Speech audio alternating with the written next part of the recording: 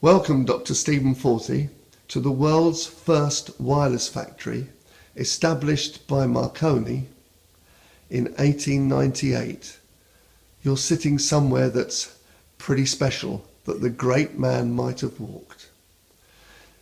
You also were on the cutting edge of the electronics industry, and you were known as Dr. Ping Pong. Explain, before we go into your story and go back to the future, what is this ping pong chip? This is the chip that was developed by a bunch of engineers in my company in Glenrothes, which played this ping pong game on the TV set, as opposed to the big arcade things that they are. So it was the first time that people could play a game on a TV. Stupid as it may have been. May have been stupid, but it was a huge step. One small step for semiconductors, a giant step for play kind. This opened the way to interactive games that we've got today. Oh, yeah, it's incredible. How did Dr. Stephen Forte, a Marconi refugee, manage to go across the Atlantic and not wind up like the Titanic? How did you pull it off, this huge step forward? Well, actually, I was in Marconi for 15 years, as I told you before. And it was a major decision to take to leave Marconi, because Marconi managed to attract unbelievable, I can't think of the word I'm looking for now. I wouldn't say devotion, but you really felt part of a big family. The only problem with Marconi was it didn't pay anybody anything. And in fact, let me tell you, when I started in 1955, I earned the grandiose sum of £500 a year. And that was a big salary because I had a PhD, and that was bigger than average. And we get an annual raise of £50 was considered great. And all our biggest ambition was to ever reach £1,000 a year. So it wasn't the equivalent to £250,000 today then? I don't think so, no. Life was hard. In fact, I had to supplement my income by teaching at the Chelmsford Tech. What did you teach, by the way? Electronics. Of course. Of course. Were married at the time, had children? I was married, I had 2 children, yeah. Had responsibility? Yeah, yeah. Had a mortgage? Yeah, absolutely. Well, no, at the time I was living in a Marconi house, which was Marconi, a rented house, Marconi provided. But when I left, then I bought my own house, I did have a mortgage. So by the time I left, I had a mortgage indeed, yes. How long did it take you to decide that you had to pack your bags and seek your fortune? It wasn't a new country. It was, when I joined, it was the UK branch of an American company. So I had an office in the UK, in London, and the factory was in Scotland, so I wasn't in a new country. In Glenrothes, this is where that chip was developed. Right here in the UK? Absolutely, oh yeah, here in the UK, a bunch of English engineers, Scottish engineers. I can see you some Silicon Valley in America. Well, Glenrothes was the Silicon Valley equivalent almost. And apart from that ping pong chip, I remember another thing we developed there in the company, partly in the States, partly in Scotland, which was a digital tuning thing for TV sets. Until then, if you had a TV set, you had to turn little knobs to change channel. Remember that? And this was the first time you could do it digitally. That meant you can use a remote controls.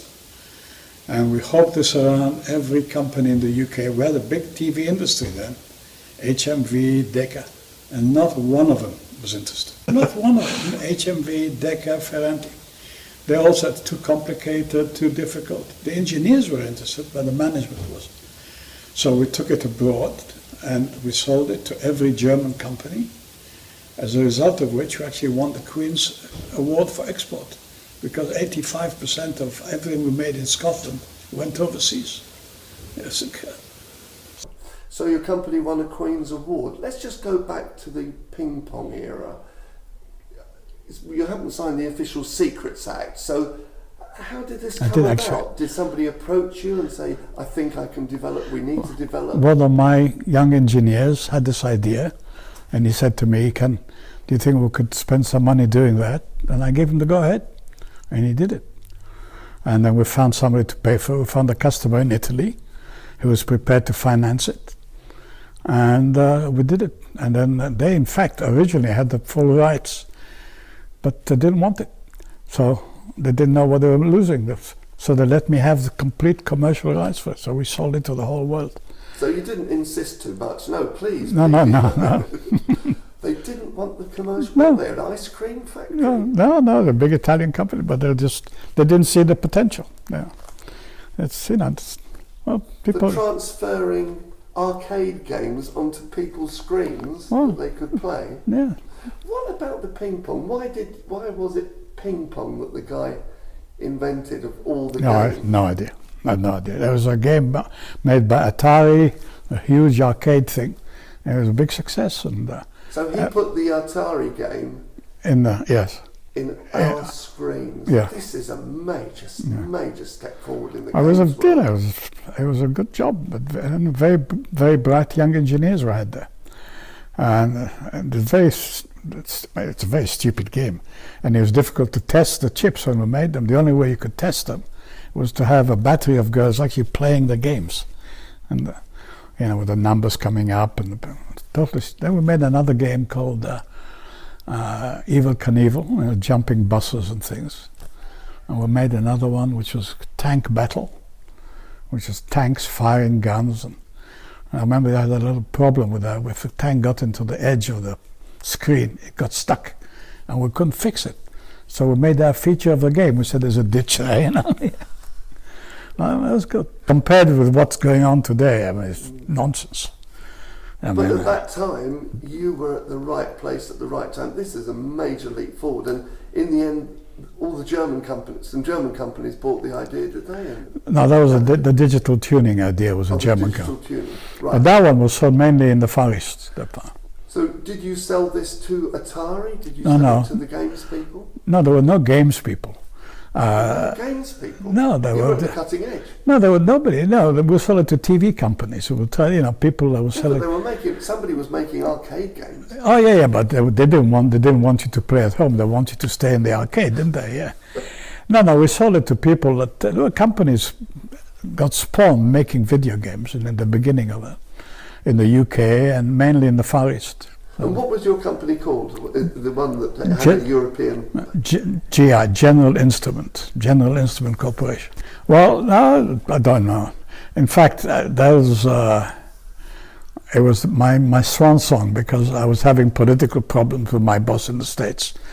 And I was approached by another company, and I said, okay, goodbye, and I went to another company, American Microelectronics. So he let go a guy who was part of two huge developments. Yeah, they let go politics. Me. Yeah, it was politics. Politics always plays a part. And then I went to another American company, again in Europe, American Microsystems, and it's not on your piece of paper. AMI was called. And they were based in the UK, and we had offices in Scotland, and again in Swindon, yeah, in Swindon mainly, design center in Swindon. And then there's a sister company in Italy, and they were merged, and my colleague and I ran the two companies. So he was running the technical factory side, and I was running the commercial marketing engineering side. And we had a factory in Naples, and very good engineers there as well. But Naples was a disaster area. They had Too many pizzas? 42% absenteeism. They didn't understand the concept of normal work. If they worked on that, they had farms. If parents had farms, when it was a tomato season, they went home to help pick the tomatoes. And they didn't come. And if a guy got paid on Friday, if he didn't have money on Monday, he didn't come until he ran out of money. So we had to close it. Which is why when I had a later decision to make in another company, I decided not to go for that part of the world, because of that history. So that was good, and that was AMI. And then the guy that hired me left to set up his own company, and I was given his job. So I moved to California to run the whole marketing and sales worldwide, Far East, Europe, everything. So I did that for about 4 years. I lived in Silicon Valley, a lovely place, a really nice time. And then I decided I want to come back to Europe, and we needed a factory in Europe. And I was involved in negotiating with governments for investing in a factory. And it's interesting because we had two options, Spain or Austria. The Austrians had the choice of two companies, us or my old company, GI. The Spanish had the choice of two companies, us or Motorola. And then all the balls came to land at the same time. The Spanish chose us, the Austrians chose us, and we chose the Austrians. Because I didn't feel like going to the south of Spain, where I thought it'd be a bit like Naples. And that was very embarrassing going to talk to the Spanish people to say thank you, but no thank you. Manana. So we set up in Austria, and that company is still there, it's Austrian Microsystems. And that I was there for several years until again I got involved in politics with the Austrians. And I left. So purely politics, Politics. not electronics? No, politics. And when I left, and I was 55 then, and I'd had a long history, and I thought I'd get a job just like that. I couldn't get any job. Nobody would hire me. I had interview after interview. And eventually it dawned on me why, because most of the people that were interviewing me were younger than me, or my age, and they viewed me as a danger. You know, the best case, I would make their life miserable. In the worst case, I would take their jobs. So I didn't work for a whole year. Actually, I didn't work full-time for a whole year, but I got lots of consultancies and directorships. I worked for a year. Sinclair, for example. Yeah. So Clive, you hold a first-class Bachelor of Science honours degree, PhD at University of Leeds, a Fellow of the Institution of Electrical Engineers and Institute of Directors. You've got a wonderful CV, but you're still affected by age. Well, yeah, but you know, when people were hiring somebody, 55, you're expensive. You can hire a younger guy. He will do what it's told, you know. And then when the next company, the president called me up, the first thing I said to him, by the way, I'm 55. And his answer was, I don't care shit. So that worked, and we struck it off, and I joined them, and we set up this new company in Holland, Sierra Semiconductor BV in Holland, and I ran that for 10 years. And they're a fantastic bunch of people there. They're the best bunch of, I told you that before I think, but they're of all the engineering teams I've had in England, in Scotland, in Italy, in the States, in Germany, in Austria, the Dutch were by far the best, without any doubt. Is it their makeup? No, they were very, very focused, very, very well trained, they were an excellent team. And then what did you develop with? Lots of, we mainly did custom chips for customer specifications. Tell me a bit more about that. Well, I can't because they were all customer-specific things. Oh, I see. Yeah, but there was a lot of different circuits. So we made one of the first microprocessors, for example. You know, One of the first? Yeah, but he was made for a specific customer in Germany. Okay. But so yeah, would these be going into aeroplanes? all sorts of things: airplanes, radios, phones, you name it. Medical. Was that cutting edge medical. number 3 or 4? Oh, it was cutting edge. By then, the industry was becoming very busy, lots of other people. But not cutting edge. We were there with them, but I don't know we were cutting edge. But we went in Intel, for example. You know, nobody was Intel. Intel was up there, I think.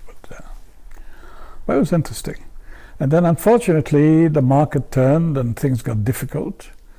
And the guy in the States decided to make some cutbacks, and he wanted to cut back on Europe, so we had to close it down, which was very unfortunate.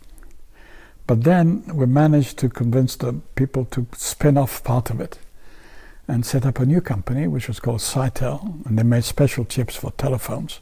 You know the DEC telephones you have in your house? They're all made by that people.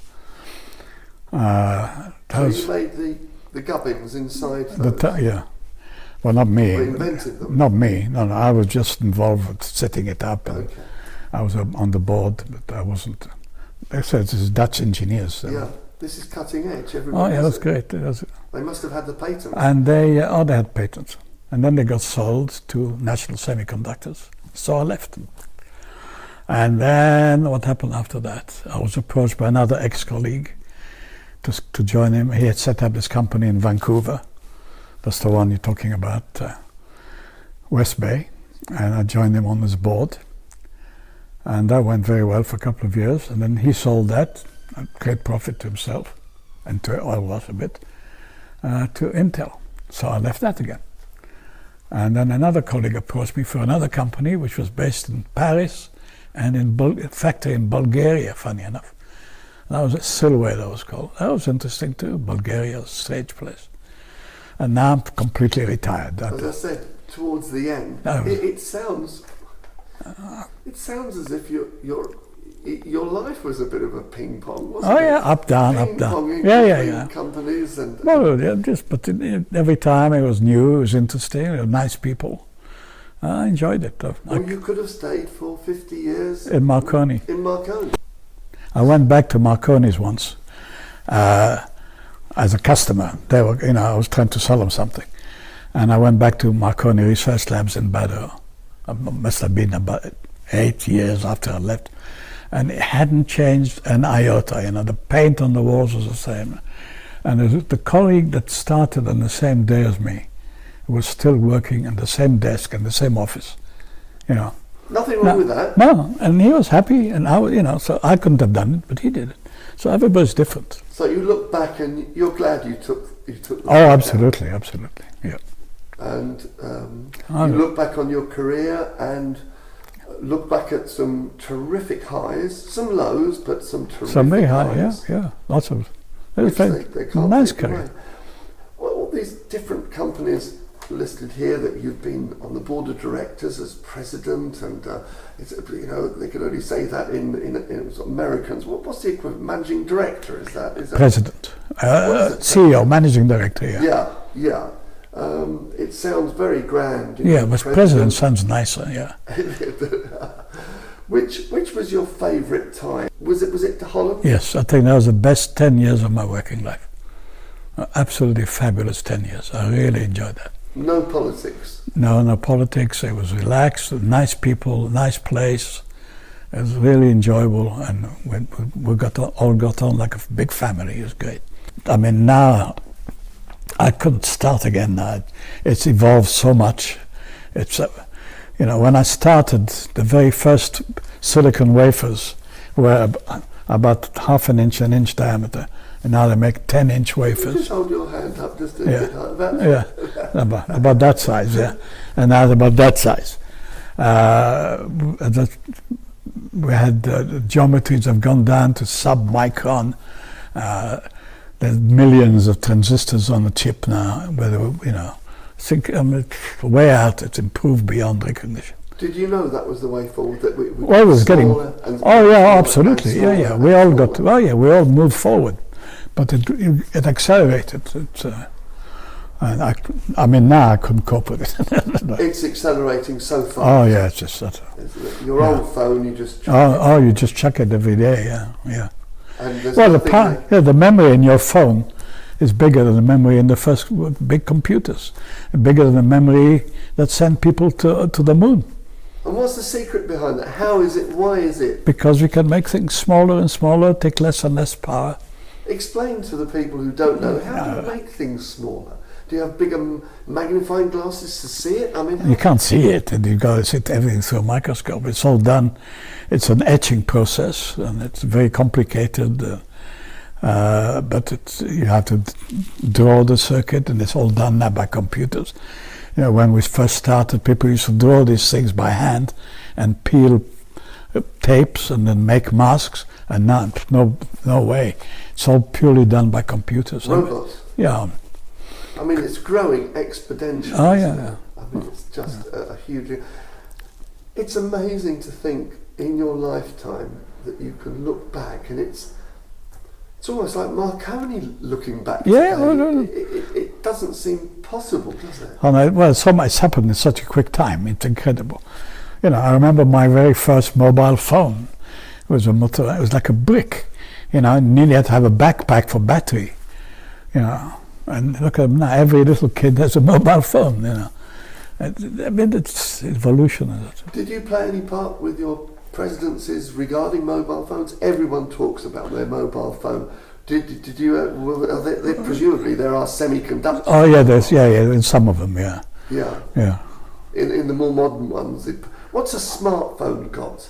A lot of memory. It's a computer. It's basically a computer. A smartphone is a computer. What is a semiconductor? It's a special material, either silicon or germanium, silicon mainly, which conducts electricity part of the way, unlike copper, which conducts full conductor.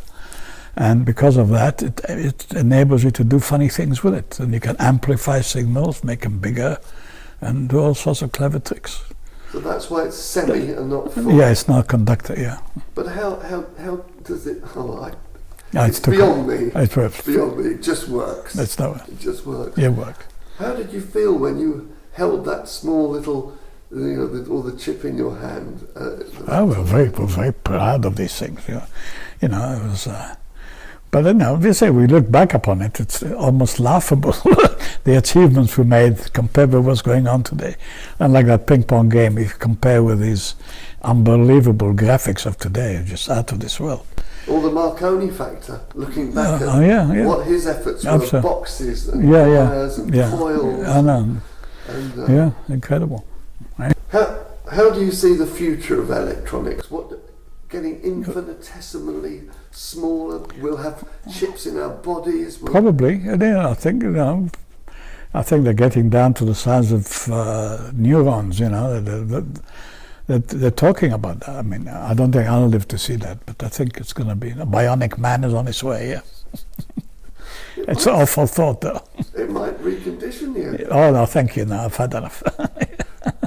Is there anything you'd like to say, Dr. Forte, that I hadn't interviewed? No, thank you. I think I've said too much anyway.